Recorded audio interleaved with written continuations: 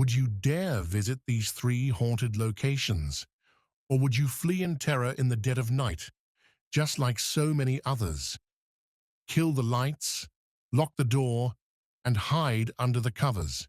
You're watching Bedtime Chillers.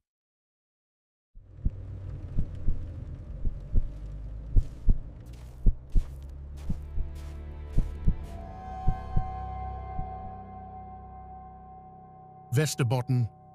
Here, winter isn't just a season, it is a state of mind. Darkness descends like a heavy shroud over the landscape, locking in secrets that the summer tries to forget. We find ourselves in Venice, a place where the veil between our world and the other side is eerily thin, uncomfortably thin. Through archival research and local testimonies, we have mapped out wounds in the earth that refuse to heal. We are going to the military camp, where a mother's panic is trapped in the walls. We are going to the execution site, where the ground still screams. But we start at the most infamous location of them all, a place where you should never, ever stop your car. Venisby Church. Turn off the lights, lock the door, and get under the covers. You're watching Bedtime Chillers. If you aren't already following the channel, make sure to do it now so you're not left alone in the dark. The church is a beautiful building from 1825, situated high above the river. But it's not the church we're here to talk about. It is the ground surrounding it, and the road that runs right alongside the old stone wall. This is the home of one of northern Sweden's most well-documented and persistent hauntings, the Black Lady, or as the elders in the village call her, the lady with the headscarf. This isn't a vague shadow in the corner of your eye. This isn't just a feeling. The witness accounts are terrifyingly specific. They speak of physical encounters with a woman who looks as alive as you and me, until she doesn't anymore. The scenario is almost always the same. It is late at night, often during the dark winter months. You are driving along the churchyard wall. In the beam of your headlights, you see a figure by the roadside. She is described as an elderly woman, deeply hunched over. She wears clothes that do not belong in our time, a thick, dark shawl, a wide skirt of coarse fabric that seems heavy with dampness, and a headscarf tied tight under her chin, hiding most of her face. Many witnesses have stopped. Driven by a sense of duty, you don't leave an old person out in the cold in the middle of the night. One testimony from a truck driver who drove this route regularly is particularly unsettling. He says he slowed down because he thought it was a confused woman from the nearby nursing home. He rolled down the window and called out, "Do you need a lift? It's cold tonight." The woman stopped in the slush. She turned slowly. The driver described her face as pale, almost gray, with eyes completely void of life, but filled with a bottomless, abyssal sorrow. It wasn't dementia. It was something else. She didn't step toward the truck. She didn't reach out a hand. Instead, she slowly shook her head, and with a voice that sounded like dry leaves against the ground, she whispered, "No, I am going to my husband." Then she lifted a hand and pointed, not along the road, but straight into the cemetery, toward a specific gravestone leaning under the old birch trees. The driver looked where she pointed. When he turned his gaze back to the roadside, she was gone. There were no footprints in the snow where she had stood, only emptiness. There are more stories. Teenagers sitting in their cars at the church parking lot have testified to seeing a dark shape moving between the rows of graves. She doesn't walk like a human walks. She seems to glide, searching, her gaze always fixed on the ground, reading the names on the stones, looking for the only one that matters. A couple visiting a grave to light candles during All Saints' Day got a shock when they saw a woman standing perfectly still by the gate. They thought she was waiting for someone. As they passed her, they felt a cold so intense it penetrated their winter jackets. When they turned around to say hello, she had dissolved into smoke right before their eyes. Who is she? The theory, whispered from generation to generation in Venice, is that she is a guardian, a widow from the 19th century, who loved her husband so deeply, or whose grief was so complicated and unresolved that she refused to accept death. She declines the ride because her home is no longer among the living. Her home is by his side in the frozen earth. She is stuck in an eternal loop, condemned to walk the road back and forth, guarding the one she loved most. But there are those who say she doesn't just guard, that if you look too long into her empty eyes, she might think you are the one she has been waiting for. Just a few kilometers away from the grieving widow, the energy shifts shape, from sorrow to pure horror. Venice Camp. Here, soldiers were trained in the early 20th century. But in 1918, it wasn't war that killed them. It was the Spanish flu. On the outskirts of the area stands a small, unassuming building. The corpse shed. This is where they were stacked. Young men who had just been full of life, now blue frozen corpses awaiting transport. There is a story connected to this shed that makes your hair stand on end. The story of Albertina. Albertina had a daughter, Lil Greta. When the epidemic swept through, the little girl died. But in the chaos and mass death, there was a constant fear among the relatives. Apparent death. What if the doctor was wrong? What if she wakes up? Albertina, who was heavily pregnant, couldn't take it. One night, she trudged through the snow to the corpse shed. She had to know. She brought a friend for company, but at the door, the friend's courage failed. The fear of infection and the dead was too great. Albertina was forced to go in alone. Imagine that scene. A pregnant woman, alone in the dark, fumbling among cold bodies to find her child.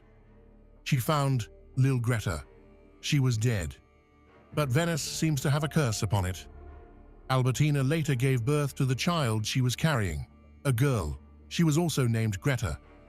The second Greta, and she too died of the Spanish flu. 2 daughters, same name, same corpse shed. Those who visit the shed today via the Story Spot app testify to a crushing feeling in their chest, an impulse to flee. It isn't evil. It is the echo of a mother's double trauma trapped in the walls. We have spoken of grief at the church. We have spoken of sickness at the camp. Now we must speak of violence. There is a place in Venice called San Cammin. Here, for generations, people have heard what is called the howling.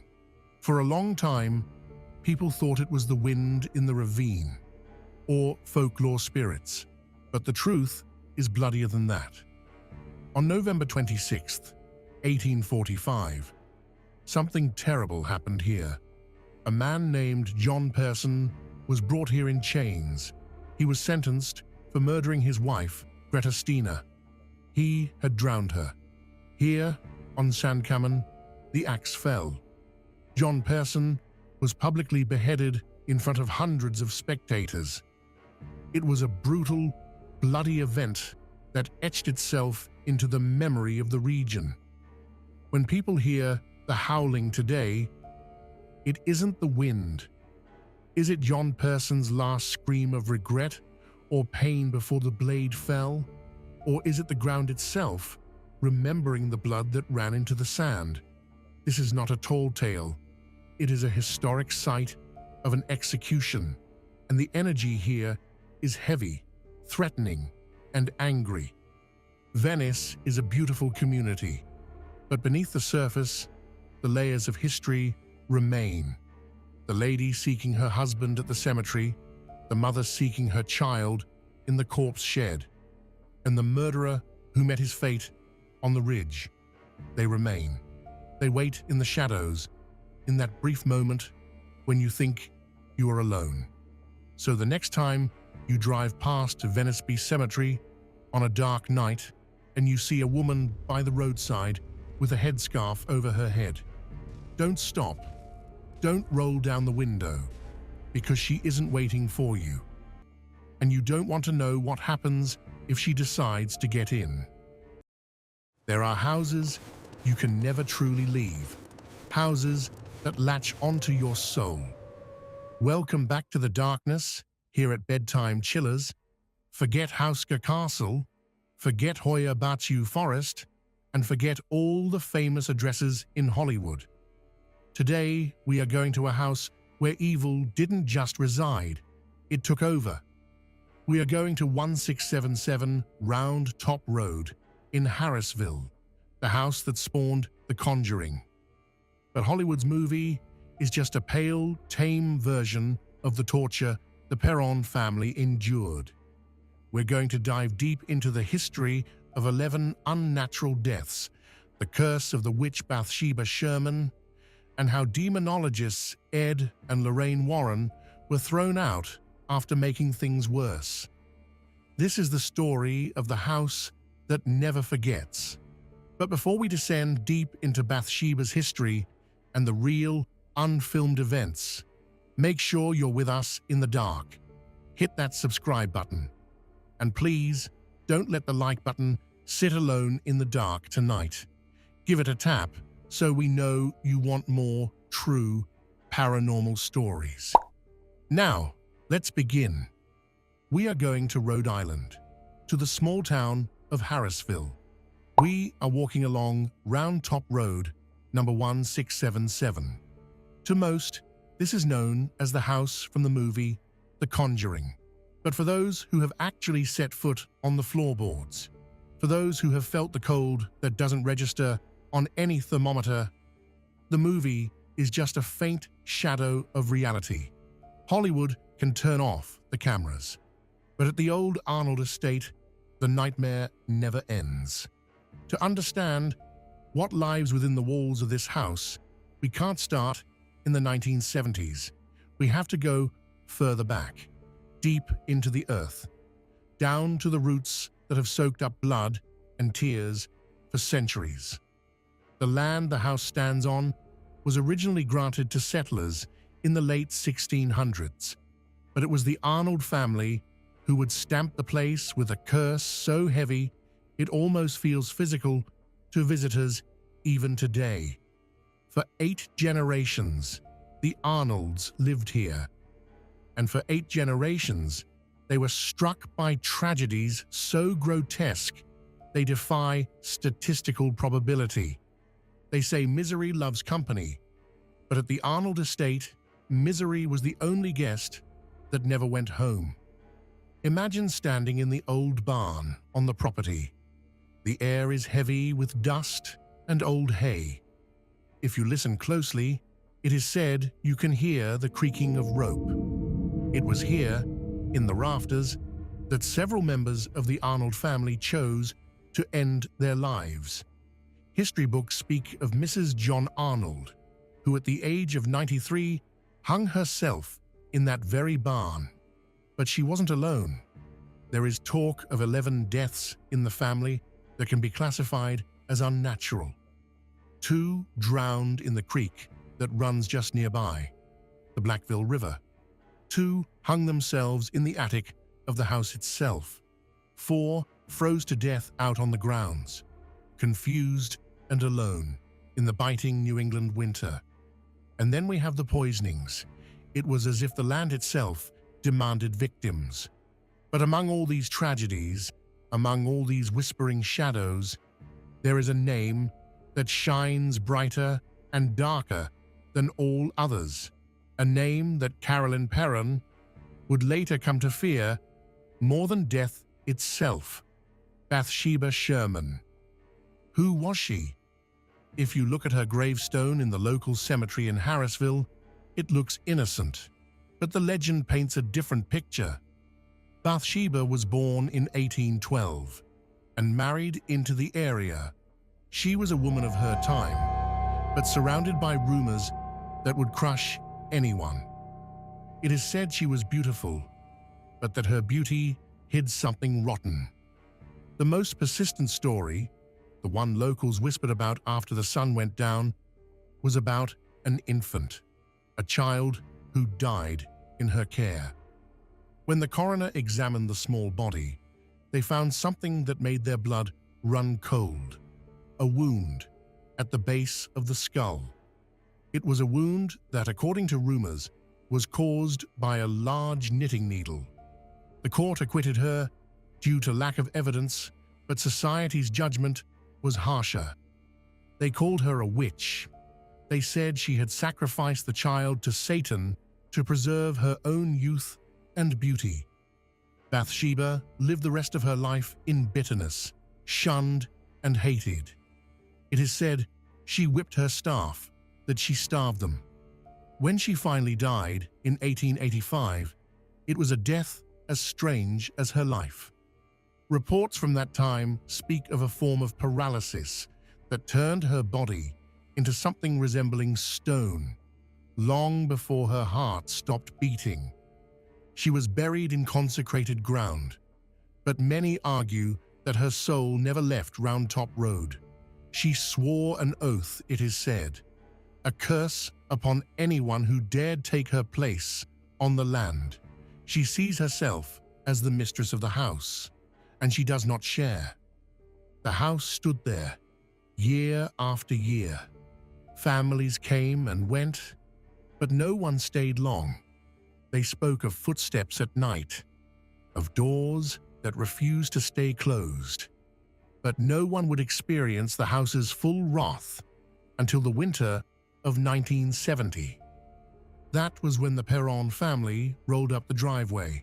Roger, Carolyn, and their 5 daughters, Andrea, Nancy, Christine, Cindy, and April.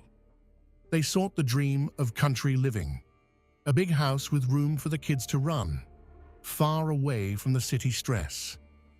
It was a cold day in January when they moved in. The snow lay heavy over Rhode Island. The first sign that something was wrong came almost immediately, but it was so subtle they missed it. The previous owner, who had kept the house in his family for generations, was strangely eager to leave. He didn't unpack any memories. He gave no long instructions on how the boiler worked or where the fuse box was. When he handed the keys to Roger Perron, he gave only one single piece of advice. He didn't look Roger in the eye when he said it. He said, "For God's sake, leave the lights on at night." Roger laughed it off then. He thought it was a joke, or maybe that the old man was afraid of the dark. He didn't know it was a life-saving warning. The first weeks were deceptively calm. But the house woke up slowly. It started with small things, items disappearing only to turn up in strange places. A broom moving from the kitchen to the living room, the sound of something scraping against the cellar door. But it was the youngest daughter, April, who first made contact. She started talking about a new friend, a boy. But these weren't just innocent childish games. Soon, the other daughters started seeing things.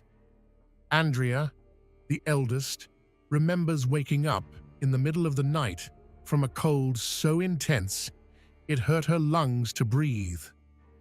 And then came the stench. It wasn't the smell of old houses, of dust and mold. This was something organic. The family later described it as the smell of rotting flesh, of coagulated blood.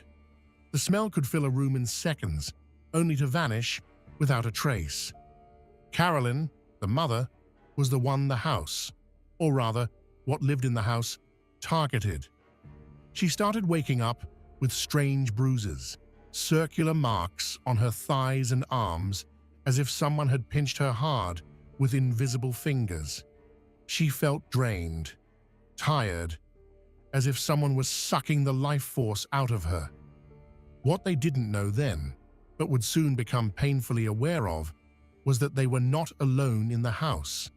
They shared their rooms with dozens of spirits.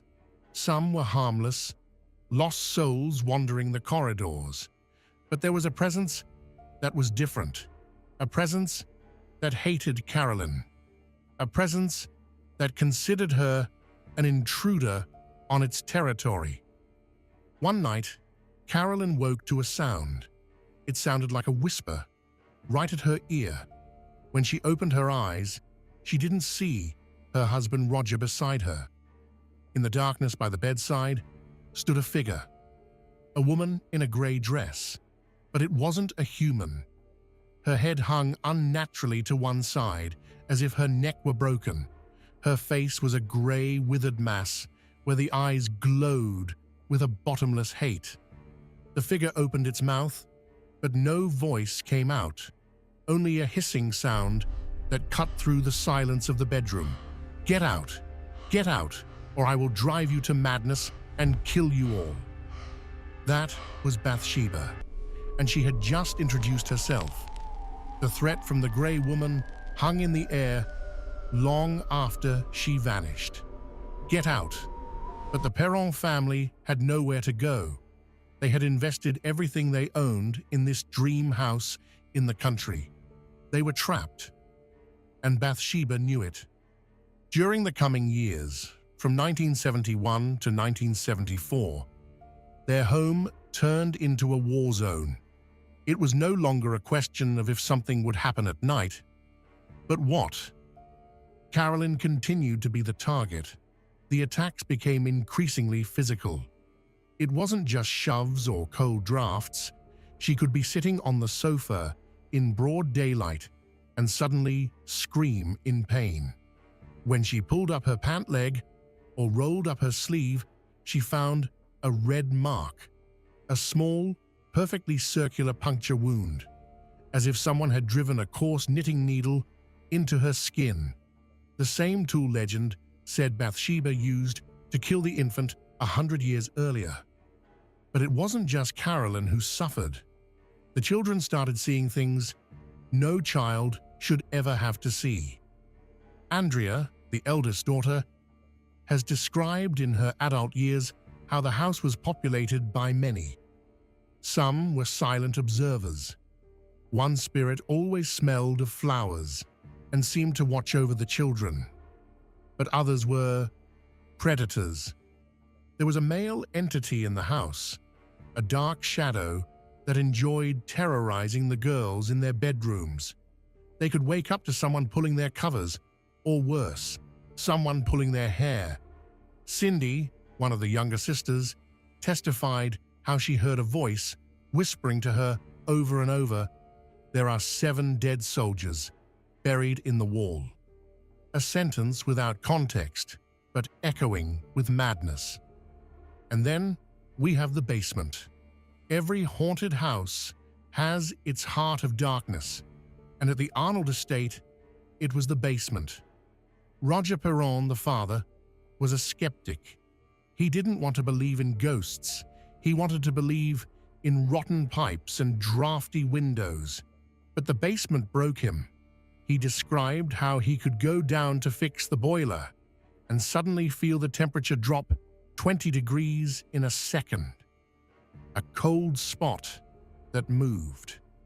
Often he felt a stench down there behind his back, the stench of blood, and the feeling that if he turned around too fast, he would stand face to face with something that didn't belong in this world. Rumors of the events on Round Top Road began to spread. It was inevitable. And in 1974, the stories reached a couple who were becoming famous in the paranormal community at the time, Ed and Lorraine Warren. In the movie, the Warrens are portrayed as heroes who come in and save the day. The reality was significantly bloodier. When Lorraine Warren stepped over the threshold, she stopped. She didn't need to go into the bedrooms or down to the basement. She knew immediately. She turned to Carolyn and said, with a voice trembling with gravity, "You have a darkness hanging over you. Her name is Bathsheba." The Warrens spent a lot of time with the family. They conducted investigations. They documented. But it was one specific evening that would go down in history as one of the most terrifying seances ever conducted. The plan was to try to communicate with the spirits, to force a dialogue, to cleanse the house. Ed and Lorraine gathered the family in the living room. Candles were lit. The atmosphere was thick enough to cut with a knife. Carolyn sat in a chair in the center. What happened next? Andrea Perron has described as the night she thought her mother was going to die. In the middle of the seance, Carolyn began to behave strangely. Her head fell backward at an unnatural angle. Her eyes rolled back so only the whites were visible. And then she began to speak. But it wasn't Carolyn's voice. It was a voice that sounded like it came from the bottom of a well, a voice filled with ancient rage. Suddenly, in front of the eyes of her husband and children, Carolyn was thrown from the chair. But she didn't fall. She was hurled across the room like a rag doll over 20 feet, landing in a heap in another room. Witnesses say it looked as if an invisible hand had struck her with enormous force. When she tried to get up, her body was twisted. She screamed, but not in English. She screamed in a language no one in the room understood, with a voice that cut through bone and marrow. Andrea, who watched all this from a corner, remembers how her mother seemed to possess super strength. Tables overturned, chairs flew. It was chaos. Roger Perron had had enough. He saw his wife suffering. He saw his children screaming in terror. In the movie, Ed Warren performs an exorcism. In reality, Roger Perron slammed his fist on the table, literally. He screamed at Ed and Lorraine to get the hell out. He threw them out. He drove the famous demonologists out of his house that night because he was convinced they weren't helping. They were making things worse. They had stirred up a hornet's nest, and now the hornets were furious. After the seance, it didn't get quiet. It got worse. The Perron family lived in the house for another 6 years after that night. 6 years of terror. Why didn't they move? The answer is tragically simple. They couldn't afford to. Their finances had crashed, partly due to the stress making Roger unable to manage his job, and partly because no one wants to buy a house that rumor says is a portal to hell. They learned to live with it. They learned never to go down into the basement alone. They learned to ignore the knocking in the walls. They learned that when the stench of rotting flesh came creeping, you left the room. Fast. In 1980, they finally sold the house and moved to Georgia. They left the darkness behind, or so they thought. But the house on Round Top Road remained, and it waited for new tenants. During the decades that followed, the house changed hands several times. Some stayed only a few months.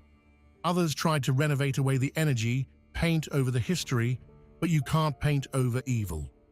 We skip forward to the present, to 2019. Corey and Jennifer Heinzen, a couple who are actually paranormal investigators, bought the house. They thought they were prepared.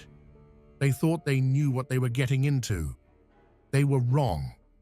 On the very first day, when they stood unpacking boxes in the kitchen, they heard footsteps upstairs. Heavy footsteps. Corey went up to check.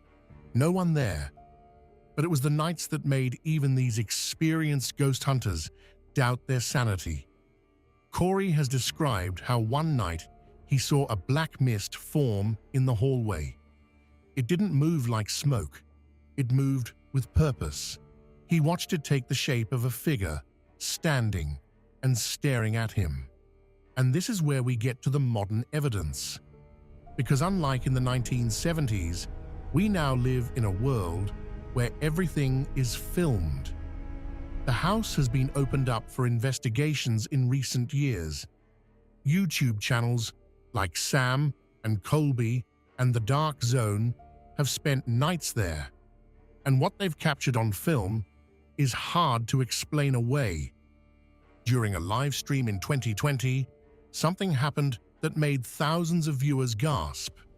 A motion detector was placed in the basement. The same basement Roger Perron feared. It was the middle of the night. No one was down there. Suddenly, the light on the detector turns on. Something passes it. Seconds later, a sound is heard through the static of the spirit box. A voice. A male, gravelly voice saying a single word, clear as glass. Soldier. Do you remember what little Cindy Perron heard in the 70s?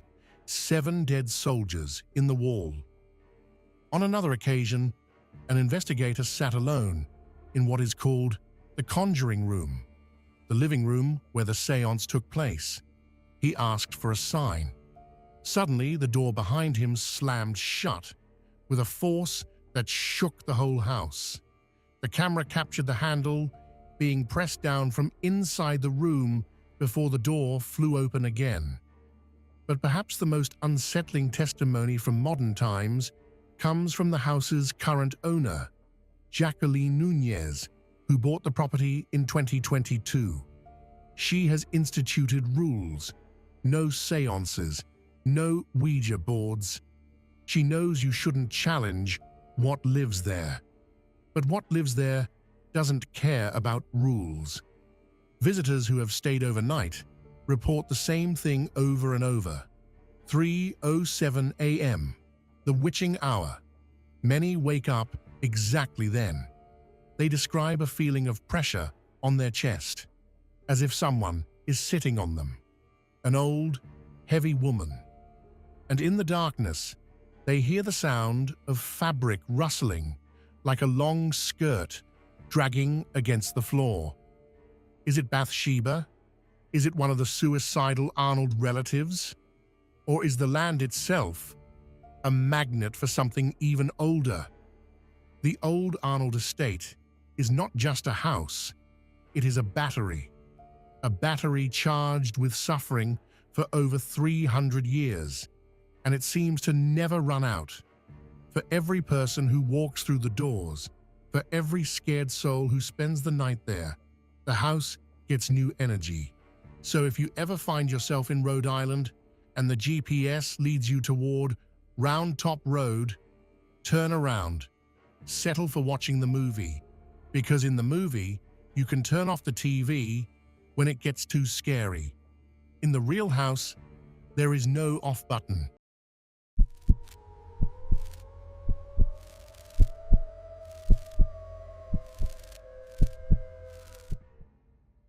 There is silence, and then there is silence. The ordinary silence of a forest is alive. The rustle of wind, snapping twigs, buzzing insects. It is nature's own breath. But then there is the other kind of silence, the one that arises when nature itself seems to hold its breath, when birds flee and the wind dies, even though the treetops should be moving. Deep within the forests of Westmanland, far from the safe streetlights of civilization, lies such a place. On the map, it is just forest. But for those who know the history, it is an open wound. Here lie the ruins of the Krampen camp. And here, in the midst of oblivion, stands the Russian stone. They say the ground here remembers, that it has absorbed the anguish, the terror, and the betrayal of hundreds of men who believed they were saved, but who met a darker fate. Many who go here to look at the ruins never really come back. Not that they disappear, but the feeling of being hunted follows them home. Welcome to one of Sweden's most haunted and sorrowful places. To understand why people experience such strong phenomena here, we must rewind the tape. We must understand the energy that was left behind. The year is 1943. World War II is tearing Europe apart. Out in the Norwegian mountains and the Finnish forests, Soviet soldiers are fleeing for their lives. They have escaped German prison camps, places comparable to hell on earth. They cross the border into Sweden, half dead from cold, starved, and traumatized. They think they have reached paradise, neutral Sweden. And at first, it was so. They were placed here, in Krampen, and in the nearby camp at Ugelfors. They weren't luxury hotels, just simple barracks, barbed wire, and guard posts.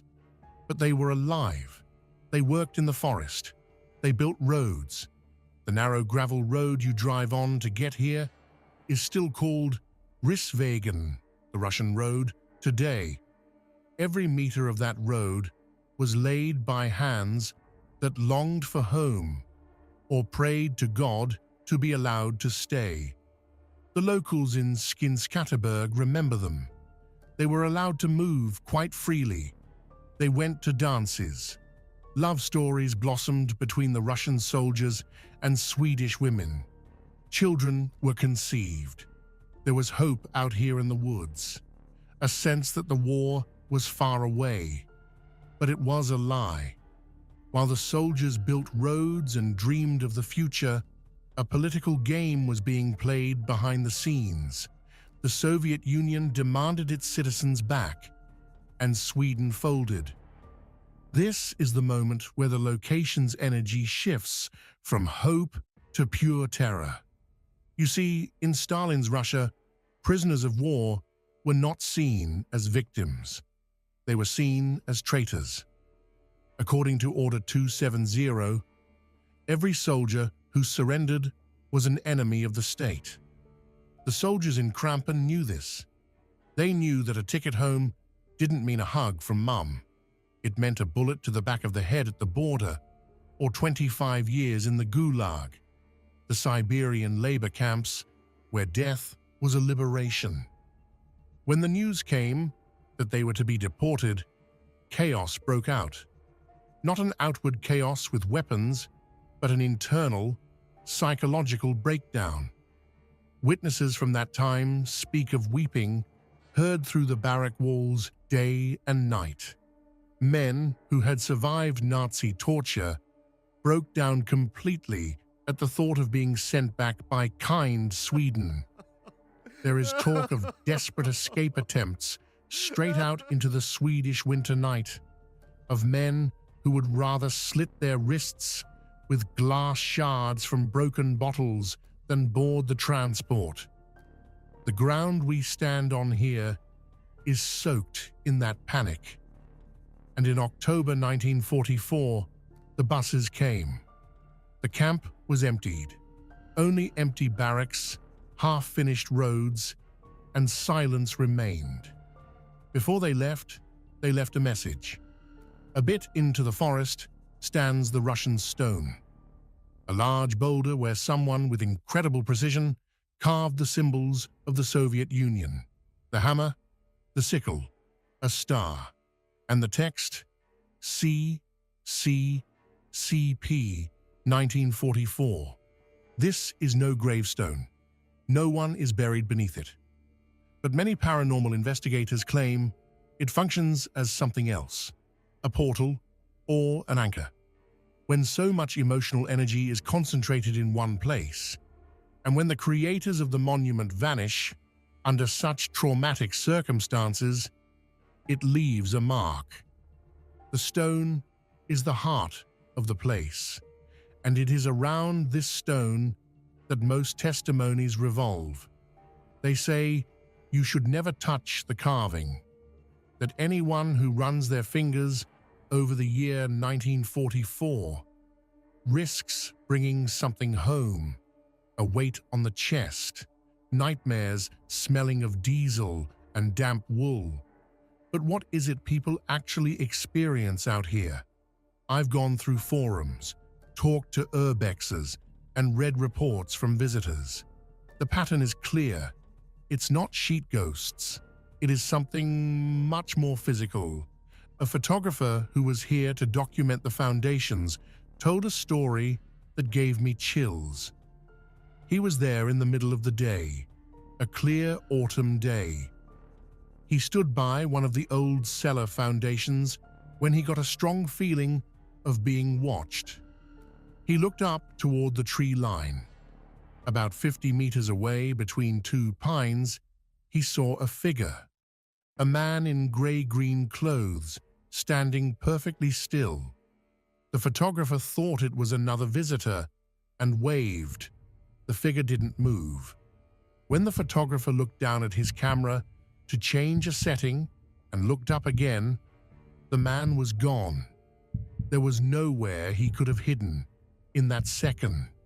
But the worst part wasn't the sight.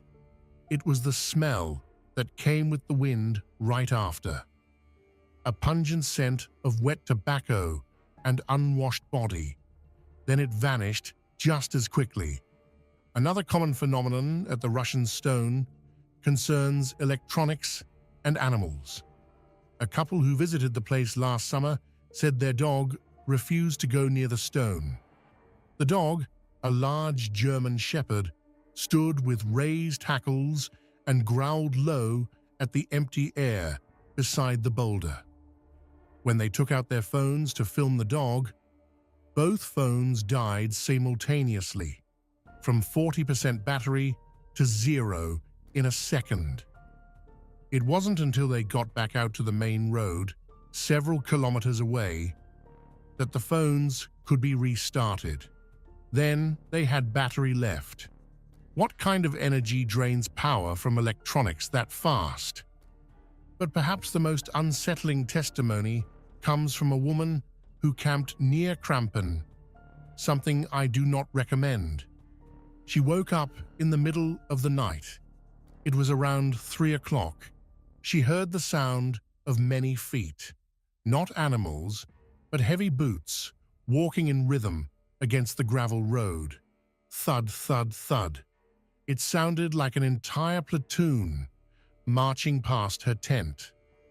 She lay perfectly still, terrified to breathe. The sound came closer, passed right outside the tent canvas, and continued away toward the ruins. When she dared to look out, there were no tracks in the gravel. But the air outside the tent was freezing cold, even though it was a mild July night. Today, the forest has begun to reclaim Krampen. Moss covers the concrete. Roots shatter the foundations. But the energy does not fade. On the contrary, it seems to become more concentrated the more forgotten the place becomes. Are they the spirits of the deported soldiers who have returned?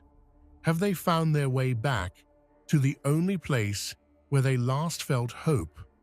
Or is it the imprint of their final, desperate hours before they were forced away toward death? If you decide to go to Krampen and look for the Russian Stone, do so with respect. This is not just a haunted place. It is a place of historical tragedy. But be prepared.